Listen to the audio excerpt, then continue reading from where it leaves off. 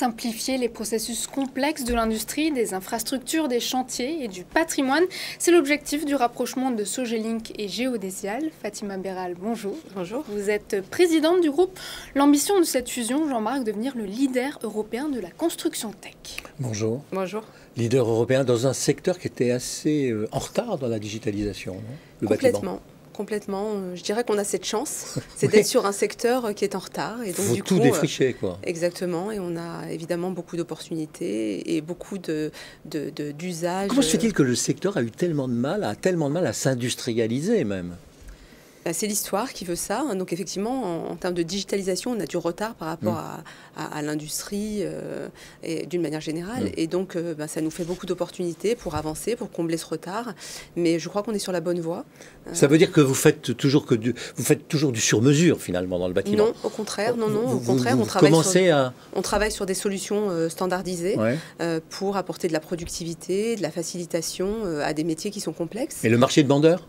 Et le marché est très demandeur, nos clients sont très demandeurs et on essaie de répondre à ces attentes, de les anticiper aussi. On travaille beaucoup sur les besoins de nos clients, on est proche de nos clients pour bien comprendre leurs besoins et finalement anticiper un certain nombre d'usages et industrialiser cette digitalisation. Justement. Alors justement, vos clients, ceux à qui vous vendez, entre guillemets, puisque c'est un mode de location, vous faites, de logiciels, c'est du SaaS.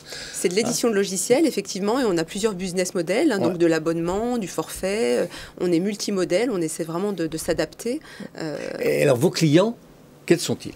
Parce qu'il y a de nombreux clients dans un acte de construction. On a un éventail de clients très large, donc tous les acteurs de la construction. Ouais. Donc ça va du donneur d'ordre, donc déjà la collectivité. Les entreprises de TP, les bureaux d'études, les architectes, les gens qui font de la conception, les exploitants de réseau aussi, parce que nous, notre métier, c'est aussi de travailler à proximité des réseaux et de se prémunir des problématiques qu'on peut rencontrer quand on creuse et qu'on touche un réseau. Donc nous, notre métier, c'est d'empêcher ça, d'aider nos clients à l'empêcher. Donc on a un écosystème de clients très très large. On dit qu'aujourd'hui, le secteur, il est débordé. Il tourne à plein régime avec des problèmes d'approvisionnement et notamment des problèmes aussi de recrutement. Est-ce que ça, vous êtes touché par les problèmes de recrutement, vous ? Alors oui, parce que évidemment, on est une entreprise en très forte croissance, on recrute beaucoup et on recrute dans un monde où on a du mal aussi. Qui est un peu pénurique, l'édition de logiciels. Donc on cherche des développeurs, mais nous on commercialise, donc on cherche aussi des vendeurs.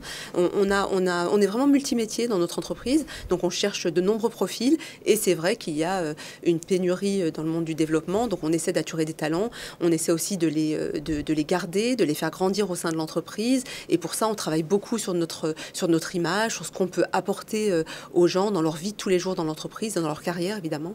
Les marchés en forte croissance, c'est aussi des marchés fortement concurrencés. Vous êtes soumis à la concurrence ou pas ? Alors, comme tout le monde, on a de la concurrence. Après, encore une fois, on a de la chance d'avoir de s'être construit sur une chaîne de valeur très large et sur laquelle on apporte une offre assez unique parce qu'en fait, on est présent sur toute la chaîne de valeur et je dirais qu'à chaque étape de la chaîne de valeur, on a des concurrents, mais sur toute la chaîne de valeur, on a assez peu de concurrents. Et une fois que vous avez capté un client, il a quand même intérêt à être fidèle. Et vous avez intérêt à le fidéliser. Alors, on fait tout pour le fidéliser parce qu'en fait, on essaie de lui apporter des solutions sur tout la vie d'un projet.